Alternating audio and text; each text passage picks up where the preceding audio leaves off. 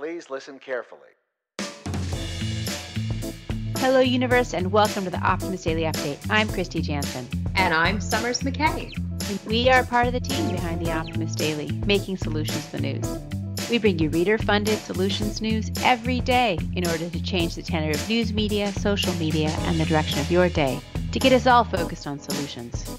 7 days a week, we publish positive news stories written by award-winning journalists and delivered online to your inbox and through our social channels. And also, we are sharing these solutions in a commute-worthy, walk-worthy, home office-worthy, pre-recorded, because I'm secretly on vacation-worthy podcast. Today is Monday, the 29th of November, 2021. We're kind of making this up as we go along, guys, so sorry about that one. Yeah, the reality is, guys, it's still before Thanksgiving. It's still Wednesday. It's still Wednesday. And Kristy and I are just doing this a little bit ahead of time because, as many of you know, my family and I are taking a little vacation somewhere sparkly. So Sparkly? yeah. Oh, what kind of sparkles are you using, Summers? Okay. So I'm going to take the bait and jump right into it. I'm actually going to cover probably two stories today because this first one, I think Amelia wrote in honor of our upcoming little vacation. But yours. Exactly. My little vacation. So as you know, as many of us know, glitter is actually terrible for Earth. Glitter is actually a form of microplastic, but this headline reads, new biodegradable glitter lets you sparkle guilt-free. Now, as sparkly and magical as glitter is, this form of microplastic is actually really, really rough on the Earth. It is a difficult issue to tackle because countries would need to reach an international consensus about regulating glitter. And there's huge glitter industries. So fortunately, the end of harmful glitter may be in sight with a new fully biodegradable glitter from the researchers at University of Cambridge. Now, this story has everything that I love because it has glitter and plants. So this new glitter uses plant-based cellulose nanocrystals, which make perfect sense, right? These naturally formed photonic films, when ground up, give the appearance of colorful, shimmery glitter, and then they can be colored to whatever specification you want. Anyway, what sets this glitter apart from previous sustainable versions is that it can be easily and affordably scaled up to truly replace all of the microplastics in the cosmetic industry. So this isn't just for sparkle glitter for your princess costume. This is also for all of the glitter that is available in, whether that's eye makeup or lip gloss, things like that. So I just think this is a super fun, sparkly, cute story. I also love the picture that goes with this story today. And that was my one that I wanted to get kicked off. Kristy, what story did you get excited about? Well, for me, the story I wanted to highlight today is actually about another inspiring story from California. The headline reads, Go Cubs, the inspiring story of California's undefeated deaf football team. And this is a high school football team. We don't usually talk about high school football here, but the California School for the Deaf in Riverside, California, had never won a division championship in its 68-year history, but that all changed this year when the team not only won a championship game, but also went 11-0 for an undefeated season. And I just thought this was such an interesting article because it highlights how important good communication is. And you say, wait, communication, they're deaf, and how can they communicate? And as a matter of fact, they use American Sign Language to communicate on and off the field. And the deaf community, they feel very proud of the fact they can understand, they communicate at a higher level than us, the hearing people, because we rely on our ears, when in fact, the sign language community and deaf community relies on the entire body. And so much is communicated in a nonverbal way, which if you've ever been anywhere where you don't know the language, you understand how much is communicated without speaking.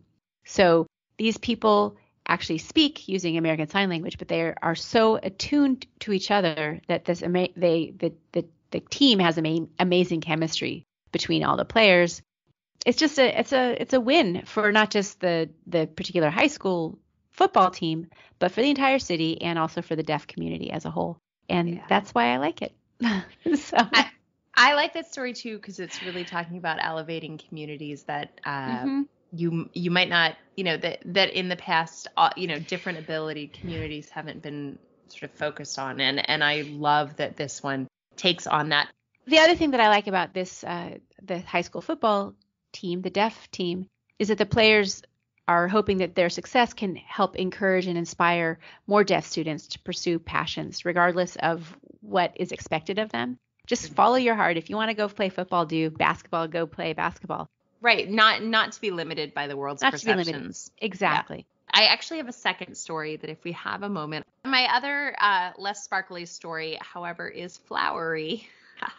My headline reads, Bread and Roses use floristry to empower refugee women in London. Now, rebuilding a life in a foreign country as a refugee is obviously not an easy task. This is especially true for women, many of whom face more barriers than men and are less likely to have had formal work experience, and also are not able to consistently attend language classes because they are rearing children, right? So the burden of refugee women is much, much heavier, and it's something that often isn't really paid attention to. Certainly the pandemic has given us all a lot of awareness into the additional challenges that women face at work, but refugee women also have additional encumbrances. On top of these, many are probably dealing with emotional and physical trauma. Well, now, Hackney-based social enterprise Bread and Roses uses floristry as a tool to support women refugees looking to start again in the UK through a 9-week floristry training program that happens concurrently with English language classes. The organization was founded by 3 women, Olivia Head, Snehajani Patel, and Liv Wilson, with the goal of restoring a sense of dignity and well-being for people from refugee backgrounds after all they've endured. And they founded this organization in 2016. Now, at the end of the year's first program, all of the women involved said they felt more confident accessing services and reported improvement in their sense of well-being, as well as improved English speaking ability. Now, assumedly, and this isn't in the article, but I wouldn't be surprised if these courses, both the floristry and English language courses, also may have come concurrent with some childcare options that were available for the women who were able to attend. So far, 17 asylum-seeking and refugee women from across the globe have participated, and the Bread and Roses team are hoping to make this program fundable and replicable to organizations outside of London so that there can be more expansion. We talk about this a lot, that skill building and community building work together, and that education and sort of family-focused education really, really can help elevate a community, right? It's focusing on the girls, and educating women is so essential. And so I really love that this organization takes on a particular task, knowing that being a maternal refugee can be incredibly, incredibly difficult. So I like this story, flowers and glitter, kind of where my head's at right now. And I love it. Yeah.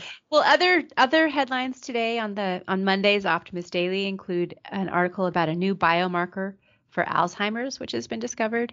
8 ways to use avocado oil in your skincare routine. Ooh, I love that one. I'm such an avocado oil groupie. A new study about how schools of fish operate like a superorganism. And that's kind of reminds me of the murmurations that we were talking about the other week, Summers. Yep. And what else? There is an Italian garden installation that shows us how much CO2 trees store. There's lots of CO2 being stored apparently in my house right now with all the trees. Wireless sensor embedded into the bone to monitor bone health in real time. And the formerly incarcerated find employment and community at Down North Pizza. That and much, much more, guys, is available on the Optimist Daily. Thank you all for listening to the Optimist Daily Update. We promise to continue to share positive, solution-based stories with ideas on how you can participate in this changing world and ensure it is changed for the good. We promise to cover the current events with accuracy accuracy, legitimate sources, and offer you the information needed most to chart new paths for all of us. Hey guys, it's the end of the month. You know we always ask this, and we really mean it this time. Help us make our numbers. Help us keep the Optimist Daily free to all who need it, supported by those who can. Please become an emissary on theoptimistdaily.com for as little as $5 a month. Kristy, bring us home. Well, you can help support the Optimist Daily and, keep us here. You can be part of the solution changing consciousness that addresses our world's biggest challenges with that problem solving mindset. That's it for today. Thanks, everybody. We'll be back tomorrow with more solutions.